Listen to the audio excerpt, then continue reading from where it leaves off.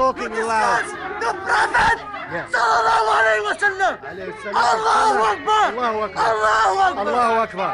Allahu Akbar. Allahu Akbar. Allahu Akbar. Allahu Akbar! Allahu Akbar. Why do you want to save Islam? No, it's not. First of all, I don't think that I have the capacity or the power to save Islam. That's not the issue at all. The issue is that I really operate from a place of gratitude, which actually pisses a lot of people off, because how can somebody like that take such joy in, in other people's verbal hostility against her? It's not that I seek it. It's that's the occupational hazard of being a social change agent. I operate from gratitude because I am a refugee to this part of the world, and so every day I wake up, first of all, thanking Allah for allowing me to wind up in a free and open society, and then moreover asking Allah to keep making me worthy of living in such a society, and that means contributing to the society from my privileged platform. They say, know what you write. I know what happens in Muslim communities, and I also know how that microcosm is reflective of a larger change that we can have, we can instigate in ourselves and through ourselves in our societies at large, and that's the change of moral courage. As Bobby Kennedy defined it, the willingness to speak truth to power within your circles for a greater good. Now, in showing your gratitude, I mean, there's other ways of showing your gratitude as well. Like, why not help Muslims get out of religion? Religion it hasn't done much good for gays and lesbians, like well, you would say. I know plenty of gays and lesbians who love being in a personal relationship with God. Organized religion, quite right, hasn't been particularly welcoming, any organized religion, obviously. But I don't think that's the point for those of us who do believe, Frank. We don't believe in God's self-appointed ambassadors.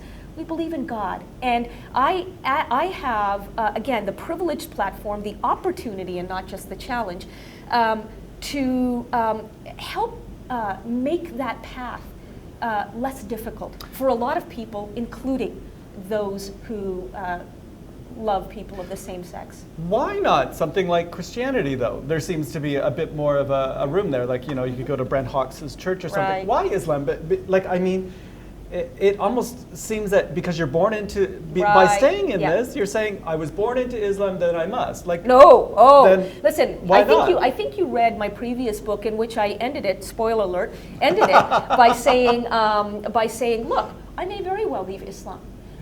Ultimately, that will be my decision. But I said to my readers, especially my Muslim readers, it'll also be up to you. Because in order to stay with integrity, with wholeness, all that I am, and not just some of what I am, I need to see a real appetite for change. And here's the deal, my friend. Over the last decade, as I've been touring with the previous book all around the world more than once, boy, have I seen the appetite for change among a new generation. In fact, Allah, Liberty, and Love, its introductory chapter is entitled From Anger to Aspiration. One last question, and why not maintain a cultural tie but not a religious one? Well, actually, it would. You see, I'm a faithful Muslim, not a cultural Muslim, and I know that sounds bizarre, right? Yeah. Because we always talk about cultural Catholics and cultural Jews. I'm arguing in Allah, Liberty, and Love that in fact the culture of tribalism that we Muslims have internalized is the problem. So I actually advocate for countercultural Muslims. A non-cultural Muslim... No, countercultural Muslims. Okay. All right? Those of us who recognize that worshiping one creator for all people, is the essence of Islam, not upholding ugly customs like group honor that then wind up taking freedoms away from individuals in order to stress family, tribe, and nation. Interesting. You're the opposite of cultural Jews in I'm so a many ways. countercultural Muslim. Yeah.